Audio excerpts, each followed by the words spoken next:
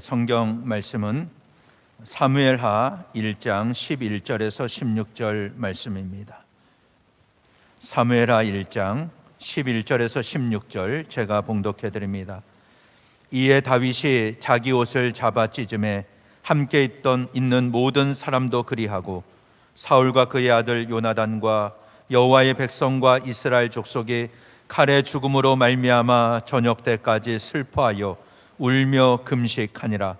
다윗이 그 소식을 전한 청년에게 묻되 너는 어디 사람이냐? 대답하되 나는 아말렉 사람 곧 외국인의 아들이니이다 하니 다윗이 그에게 이르되 내가 어찌하여 손을 들어 여호와의 기름 부음 받은 자를 죽이기를 두려워하지 아니하였느냐 하고 다윗이 청년 중 한 사람을 불러 이르되 가까이 가서 그를 죽이라 하매 그가 침에 곧 죽으니라. 다윗이 그에게 이르기를 내 피가 내 머리로 돌아갈지어다. 내 입이 내게 대하여 증언하기를 내가 여호와의 기름 부음 받은 자를 죽였노라 함이니라 하였더라. 아멘. 오늘 이 말씀을 가지고 원수를 미워하지 말라, 이런 제목으로 함께 은혜를 나누겠습니다. 우리 대한민국의 큰 어른으로 불리는 분이 계십니다. 연세대학교 좀 안 넘어가네요. 연세대학교 철학과 명예교수 김형석 교수님이 계십니다. 이분은 올해 102살 되신 분입니다. 102살을 살았다는 것은 굉장히 장수한 그런 분이시죠. 이분이 쓴 책 중에 100년을 살아보니 이런 책을 썼습니다. 100년을 살아보니, 100살을 살고 나서 인생을 돌아보면서 기록한 책입니다. 이 책에서 절대 행복할 수 없는 두 부류를 이야기하고 있는데, 첫 번째 부류는 정신적인 가치를 모르는 사람은 절대 행복할 수 없다. 정신적인 가치를 모르는 사람은 행복할 수 없다라고 했습니다. 많은 사람이 인생을 살아갈 때 오직 물질과 명예만을 위해서 살아갑니다. 이런 사람은 절대 행복한 인생을 살아갈 수가 없다는 뜻입니다. 그것이 물질과 행복이 우리를 행복하게 할 것 같지만 이분이 100년을 살아보니까 그렇지 않더라라는 그런 말씀입니다. 돈이 우리를 편안하게 하는 것은 사실입니다. 돈이 있으면 힘들게 고생하지 않아도 됩니다. 남들보다 편한 인생을 살 수가 있습니다. 그러나 그렇다고 해서 그것이 우리 인생에게 참된 행복을 주지는 않습니다. 오히려 이 돈으로 말미암아 인간관계가 깨집니다. 그리고 힘들어지는 경우가 너무나 많습니다. 우리 인생에서 중요한 것은 정신적인 가치입니다. 육신적인 것, 육체적인 것은 내가 죽을 때 다 내려놓고 가야 하기 때문에 우리에게 영원한 것이 되지를 않습니다. 그러나 정신적인 것은 나뿐 아니라 주변 사람들, 사회 전체에 영향을 끼칠 수가 있습니다. 그래서 행복하고 가치 있는 삶을 살 수가 있다. 그리고 두 번째 부류는 감사하지 않는 사람입니다. 감사하지 않는 사람은 행복할 수 없다. 우리가 너무 잘 알고 있고 진부하게 느껴지는 그런 이야기이지만 이분이 100년을 살아보니까 그 눈으로 볼 때 감사하지 않는 사람은 절대 행복할 수 없더라라는 겁니다. 그래서 이분의 표현을 빌리면 기본값을 낮게 설정한 사람만이 감사할 수 있다는 거예요.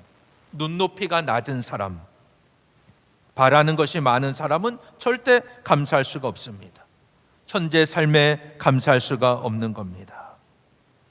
오늘 이 시대에 헬조선이라는 말을 들어보셨을 겁니다. 대한민국에 사는 것이 지옥에 사는 것과 같다. 근데 사실 우리나라만큼 살기 좋은 나라가 없습니다. 해외에 나가보면 그것을 아주 잘 느끼게 됩니다. 우리나라는 살기 좋은 나라입니다. 근데 정작 이 땅에 살고 있는 우리는 그것을 체감하지 못합니다. 여러분, 부탄이라는 나라를 들어보셨습니까? 부탄. 이 나라는 히말라야 산자락에 있는 작은 나라입니다. 그런데 전 세계에서 행복 지수가 1위입니다. 1위. 전 국민의 97%가 나는 행복하다라고 생각하며 살아갑니다. 이것은 나보다 못한 사람을 보면서 자기 위로로 하는 말이 절대 아닙니다. 왜냐하면 이 부탄이라는 나라는 전 세계에서 가장 못 사는 나라 가운데 하나이기 때문입니다. 자기보다 못 사는 나라들이 거의 없습니다. 그래서 그 나라를 보면서 우리는 행복하다라고 말하는 게 아닙니다. 이들이 지금 행복하다고 말하는 것은 현재의 삶을 만족하고 있기 때문입니다. 현재의 삶 속에서. 그래서 아침에 일어나서 감사하다고 생각합니다. 하늘을 우러러 볼 수 있어서 감사하다고 말합니다. 아직도 살아 있어서 감사하다고 고백합니다. 그러니 행복 지수가 높은 것입니다. 오늘 여러분의 삶은 어떻습니까? 여러분의 삶은 정말 주 안에서 행복하십니까? 아까 김영석 교수의 얘기를 했죠. 이분이 인생을 3단계로 설명을 했습니다. 인생의 황금기는 60세부터다. 우리 교회 대부분의 분들이 다 인생의 황금기를 살고 계신 분들입니다. 1세에서 30세까지는 교육을 받는 시기이고 30세에서 60세까지는 돈을 벌면서 일을 하는 시기이고 60세에서 90세까지 시기는 사회에 영향을 끼치는 시기다. 그래서 이 60세 이후의 삶이 가장 보람있고 행복한 시기다. 이렇게 말을 했습니다. 젊었을 때는 돈을 벌어야 됩니다. 그렇게 해서 살아야 하지만 사회에 영향을 끼칠 나이가 되면 돈을 쫓아가면 안 되고 일의 보람과 가치를 따라 살아야 된다. 그런 인생이 가치 있는 인생이다. 그러면 이제 우리는 돈을 많이 주는 곳을 찾아가면 안 된다는 거예요. 그게 우리에게 행복을 주지 않는다는 겁니다.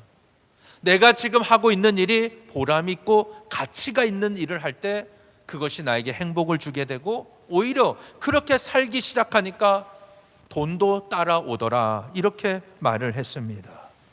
저는 이 글을 읽으면서 우리 교회 성도들을 생각을 했습니다. 우리 교회는 대부분 60세 이상을 살아가는 인생의 황금기를 보내고 있습니다. 그렇다면 내 인생은 정말 이 세상 가운데 사회에 영향을 끼치며 살아가고 있습니까? 오늘 우리가 살아가는 이 시대는 코로나 시대입니다. 그런데 이 코로나 시대에 한국 교회의 대사회 신뢰도가 21%라는 통계가 나왔습니다. 이거는 작년 1월에는 32%였어요. 그런데 1년 만에 10%가 떨어졌습니다. 그래서 지금 한국 사회에서 교회를 신뢰한다고 말하는 사람은 21%에 불과합니다. 그 중에서도 매우 신뢰한다는 5%, 약간 신뢰한다는 16%라고 합니다. 그러니 많이 약해졌죠. 특별히 비신자들, 교회 다니지 않는 사람들은 기독교 신뢰도가 9%예요. 그러니까 교회 안 다니는 사람들은 100명 중에 9명만 교회를 신뢰한다 그러고 나머지는 다 교회를 신뢰하지 않는다라고 말합니다. 그러면 향후 우리가 전도하거나 선교 활동을 할 때 큰 장애가 있을 겁니다. 아무도 교회를 신뢰 안 하는데 누가 교회를 오려고 하겠습니까? 근데 여기에 참 함정이 있어요. 신뢰도가 1년 만에 10% 이상 급락을 했는데 그 이유가 뭐냐면 코로나 확진자 중에 교회발 감염 비율이 국민들이 생각하는 것이 과장되어 있기 때문입니다. 무슨 말이냐면 우리나라 사람들은 지금 코로나 확진자 중에 교회에서 걸렸다 이렇게 생각하는 사람들이 전체 비율 중에 44%라고 합니다. 그러니까 전체가 100명이 걸렸다면 44명이 교회에서 걸렸다 이렇게 생각을 하고 있다는 거예요. 이건 과장된 겁니다. 질병관리청의 이 보고를 보면은 11%에 불과합니다. 실제로는 교회에서 감염된 게 11%예요. 그런데 국민들은 44%가 이 교회에서 감염이 됐다고 생각을 하고 있다는 겁니다. 그러니까 실제보다도 4배 이상 과장되게 인식을 하고 있습니다. 그래서 이제 바로 잡는 그런 과정이 필요한 거예요. 어떻게 바로 잡겠는가? 한국 교회가 집중해야 될 분야가 뭐냐면 지금까지는 자기 교회를 중심으로 살았기 때문에 세상과 동떨어지게 되었다는 겁니다. 그래서 한국 교회 전체를 바라보는 공적인 영역을 확대해야 된다. 이런 진단이 나왔습니다. 그러니까 교회 본질적인 기능은 복음을 전하는 거죠. 근데 복음을 전하는 것과 더불어서 사회적인 역할도 감당해야 된다는 겁니다. 사회적인 책임을 감당하는 교회가 될 때 신뢰도가 다시 올라갈 수가 있다. 제가 왜 이 말씀을 드리냐면 이 통계에서 보았듯이 오늘날 한국 교회를 향한 세상의 비난과 조롱은 이미 선을 넘었습니다. 교회의 순기능은 전혀 보도되지 않습니다. 드러나지가 않습니다. 일부 교회들, 기관들, 이단들의 잘못된 모습만 언론에 노출되고 있습니다. 그러니 교회 이미지는 땅에 떨어졌습니다. 그러면 이 시대를 살아가는 우리는 어떤 마음으로 신앙생활을 해야 되겠습니까? 교회가 비난받는 이유 중에 하나는 언론에 의해서 과도하게 부풀려진 탓도 있지만 우리 성도들이, 우리 자신이 나만을 위해서 살아왔기 때문입니다. 세상을 위한 삶을 살질 않았습니다. 타인을 위한 사랑을 베풀질 않았습니다. 그래서 오늘 이 시대에 한국 교회가 우리에게 주어진 십자가가 뭡니까? 교회를 향한 세상의 비난과 조롱을 그대로 받아들이는 거예요. 돌을 던지면 돌을 맞는 겁니다.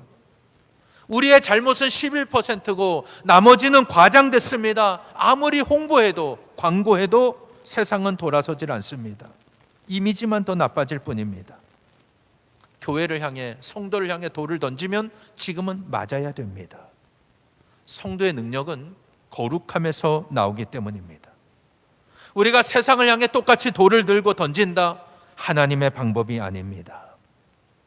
인류 역사를 보면은, 교회 역사를 보면은 복음이 세상을 향해 강력하게 흘러갈 때가 있습니다. 그런데 또 어떤 때는 세상에서 비난과 조롱을 당하고 돌을 맞을 때도 있습니다.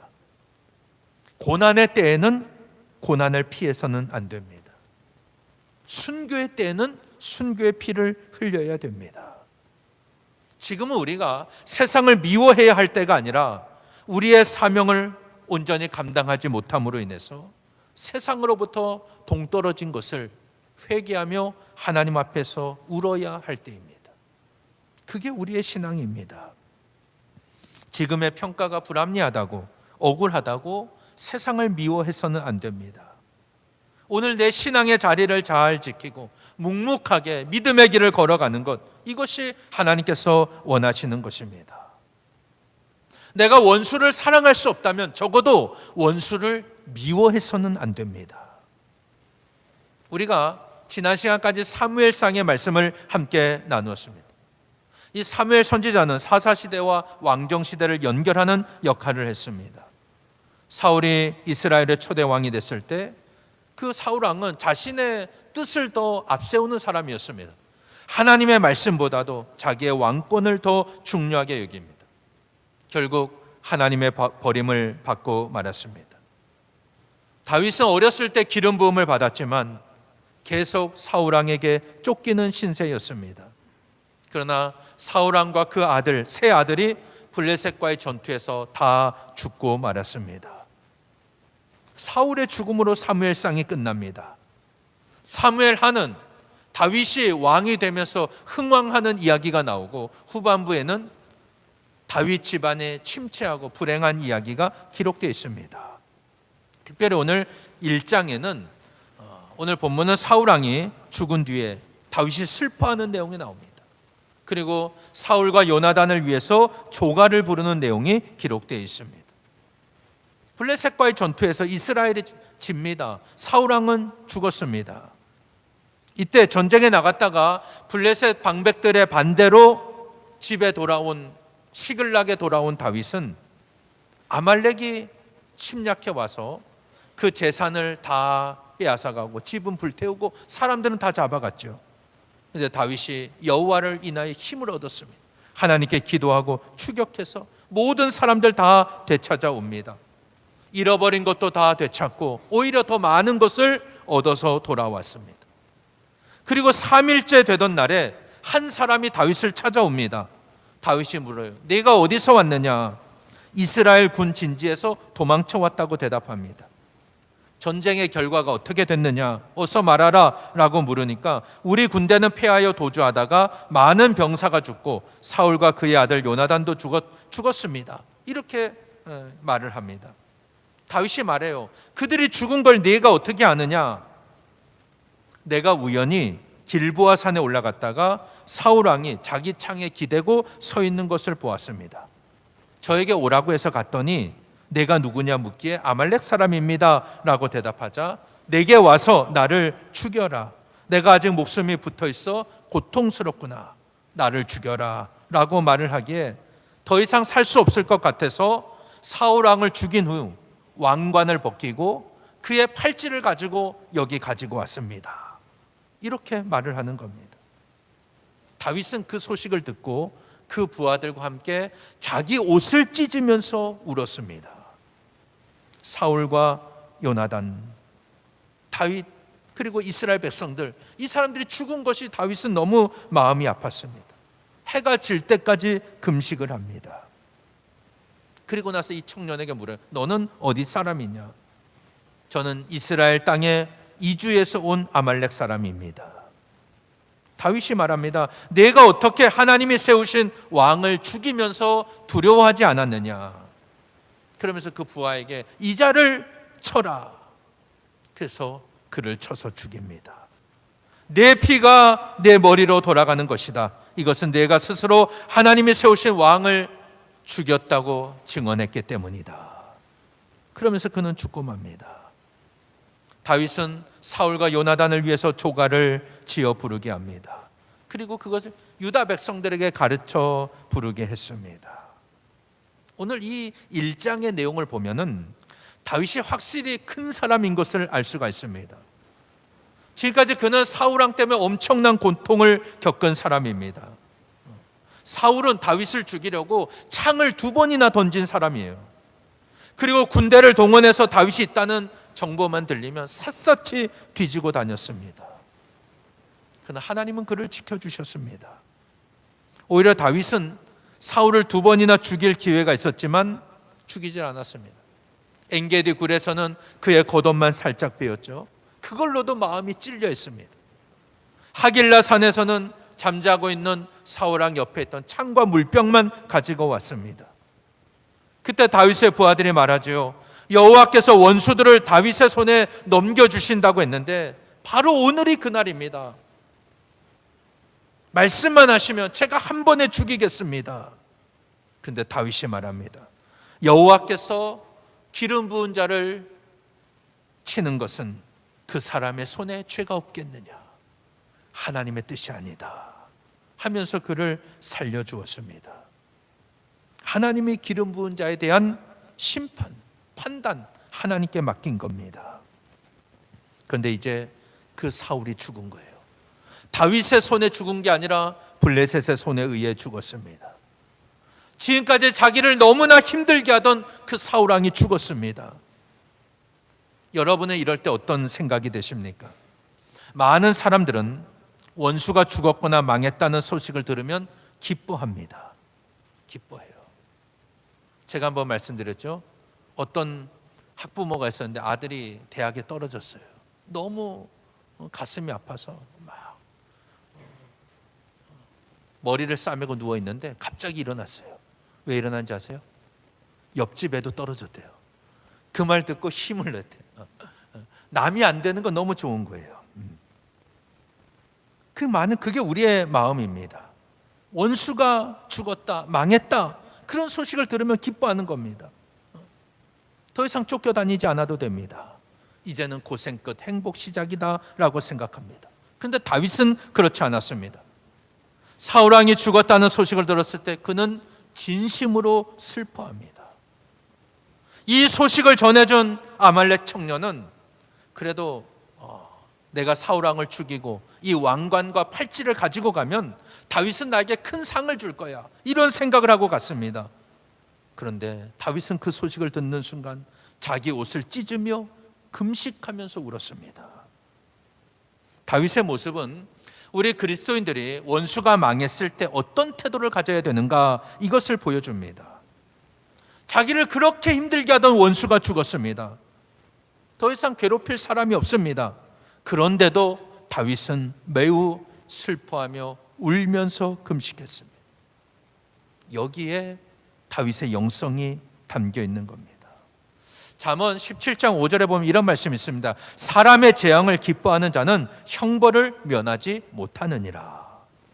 아무리 그 사람이 원수라 할지라도 그의 재앙을 기뻐하면 그게 나에게도 해가 된다는 말씀이에요. 자, 잠언 24장 17절 18절인데요. 이 말씀을 같이 한번 읽어봅니다. 시작. 내 원수가 넘어질 때 즐거워하지 말며 그가 엎드러질 때 마음에 기뻐하지 말라. 여호와께서 이것을 보시고 기뻐하지 아니하사 그의 진노를 그에게서 옮기실까 두려우니라 라고 말씀합니다. 자, 보세요. 원수가 넘어질 때 즐거워하지 말라고 합니다. 그가 엎드러질 때 기뻐하지 말라고 했습니다. 하나님이 기뻐하시는 모습이 아닙니다.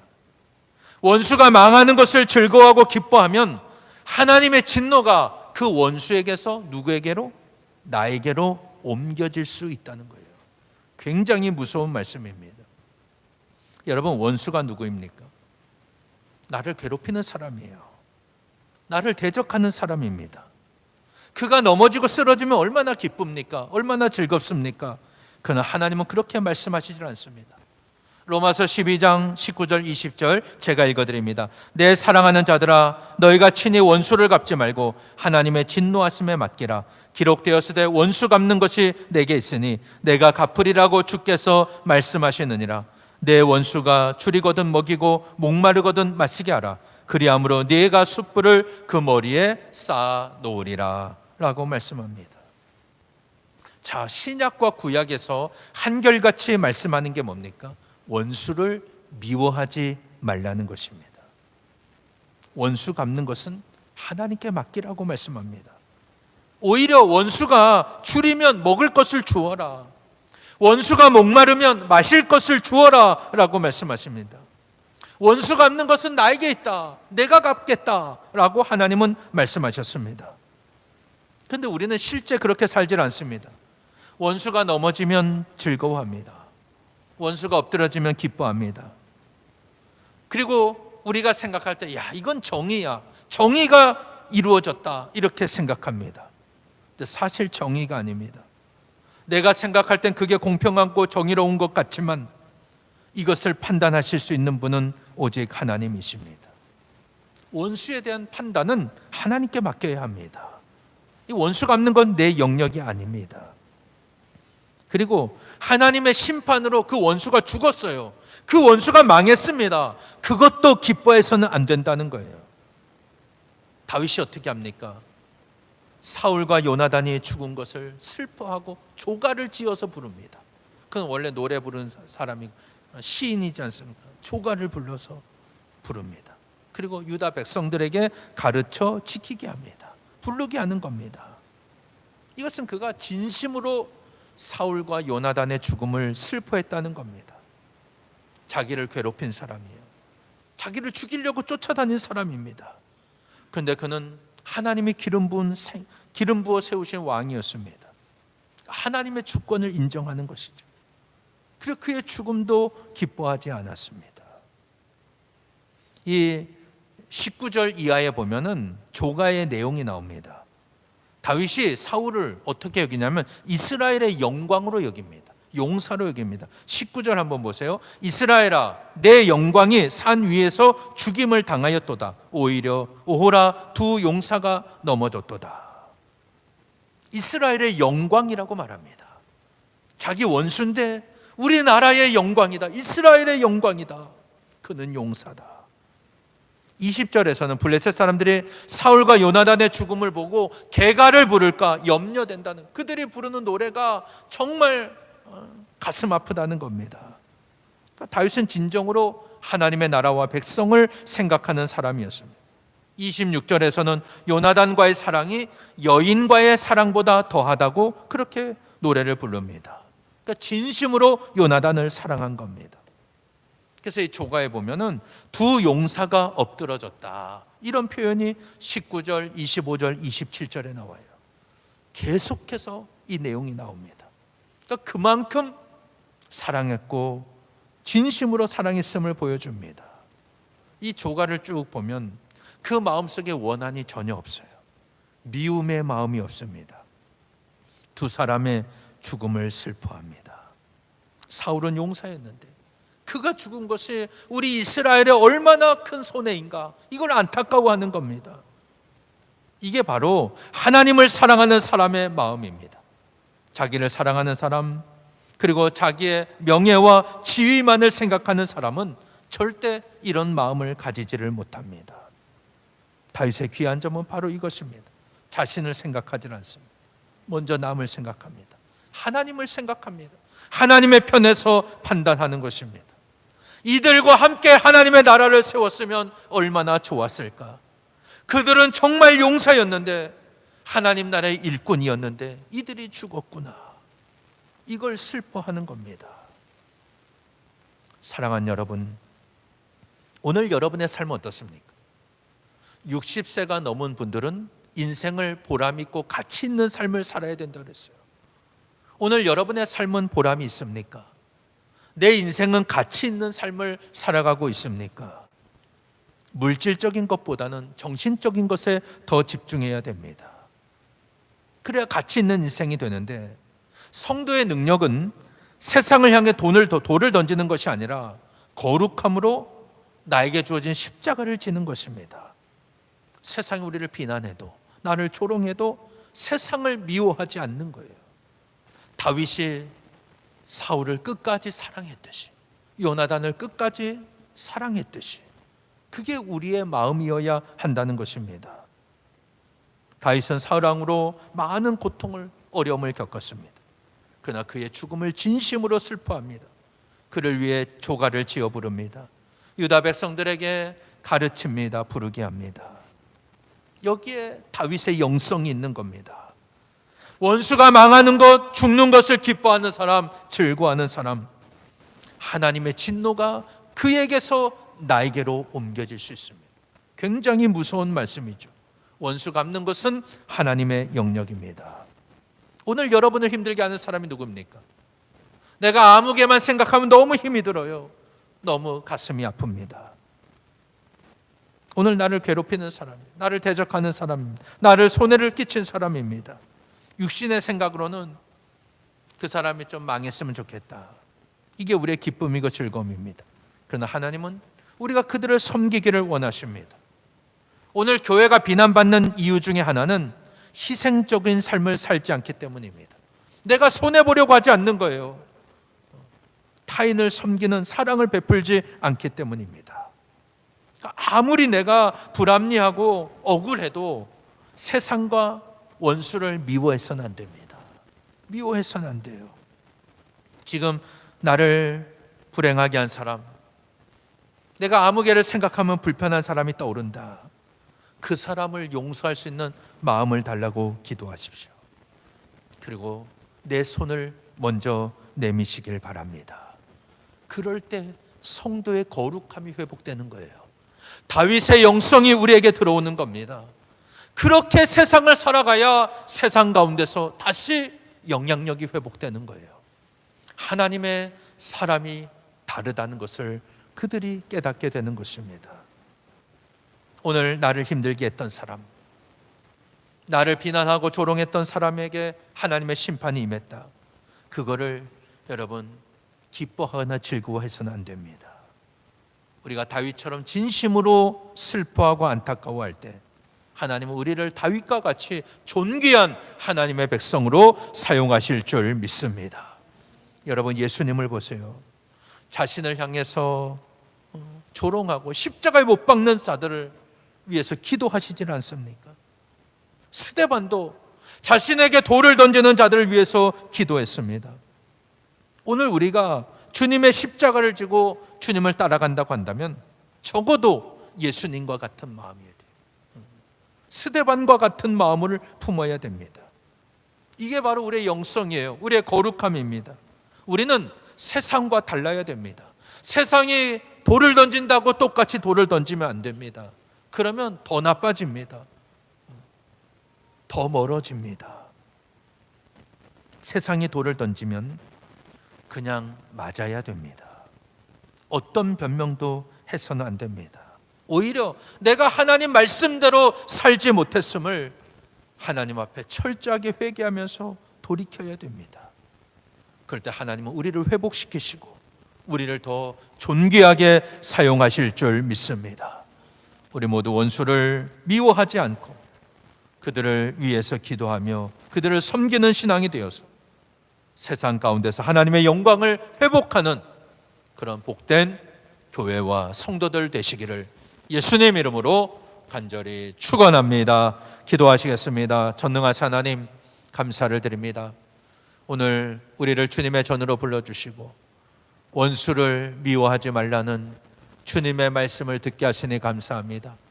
다윗은 사울이 죽었을 때 그것을 기뻐하지 아니하고 슬퍼하며 옷을 찢고 금식하고 조가를 지어 부르고 유다 백성들에게 부르게 하면서 그는 진심으로 슬퍼했습니다. 하나님의 주권을 인정하고 하나님의 역사를 바라볼 때 그는 하나님 앞에 끝까지 쓰임받는 믿음의 사람이 되었습니다. 오늘 세상은 우리를 향해 돌을 던집니다. 우리를 비난하고 조롱하는 이때에 우리가 하나님 말씀대로 살지 못했음을 철저하게 회복하며 회개하며 주님 안에 거할 때 우리의 거룩함이 회복되게 하시고 우리의 영성이 회복되게 하여 주옵소서. 세상 가운데서 하나님의 살아계심을 증거하는 신앙 되기를 원합니다. 내가 먼저 손해보고 내가 먼저 낮아질 때 하나님의 영광이 우리를 통해 흘러갈 줄로 믿습니다. 우리를 붙잡아 주셔서 끝까지 믿음으로 승리하는 교회 되게 하시고 믿음으로 승리하는 성도들 되게 하여 주옵소서. 고난의 때에는 고난받게 하시고 순교의 때에는 순교할 수 있는 영성을 주셔서 끝까지 주님을 바라볼 때 교회의 영광, 복음의 영광을 회복하는 우리 모든 성도들 되게 하옵소서. 예수님 이름으로 기도하옵나이다. 아멘. 찬송 463장 찬양을 부르시겠습니다.